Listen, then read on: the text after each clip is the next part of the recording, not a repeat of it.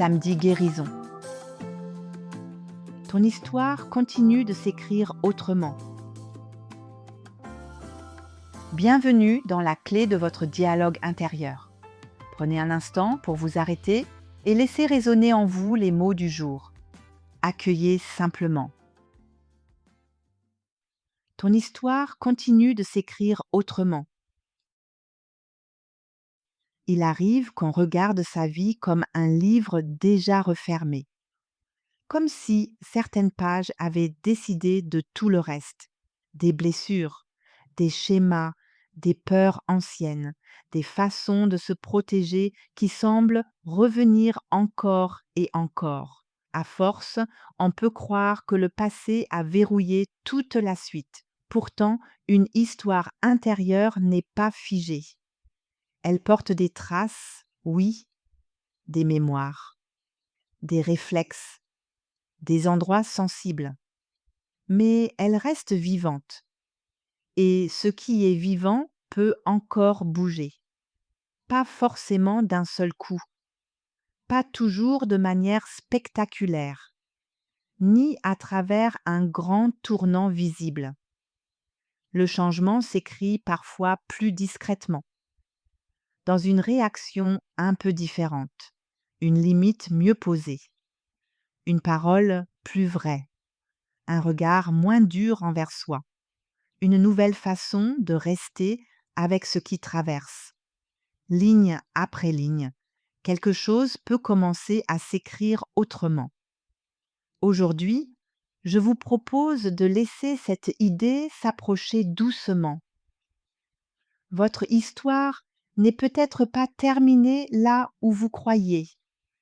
Il reste peut-être des passages à écrire, des nuances à laisser apparaître, des gestes intérieurs nouveaux, des manières plus vivantes d'habiter votre propre chemin. Peut-être pouvez-vous sentir cela dans votre corps, pas comme une certitude immense, pas comme une grande promesse, plutôt comme une ouverture discrète, une fenêtre que l'on entr'ouvre, un peu d'air qui entre. Et déjà, la pièce n'est plus tout à fait la même.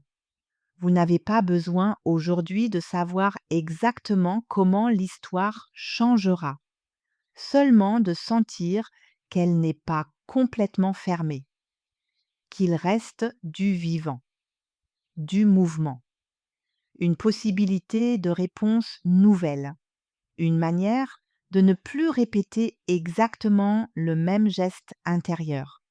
Peut-être que votre histoire continue de s'écrire dans ces détails-là, dans ce que vous osez reconnaître, dans ce que vous commencez à ne plus porter seul, dans ce que vous regardez avec davantage de douceur. Ce n'est pas effacer le passé, c'est permettre à la suite de ne pas être uniquement écrite par lui. Vous pouvez laisser venir cette phrase « Je ne suis pas condamnée à répéter exactement la même histoire ».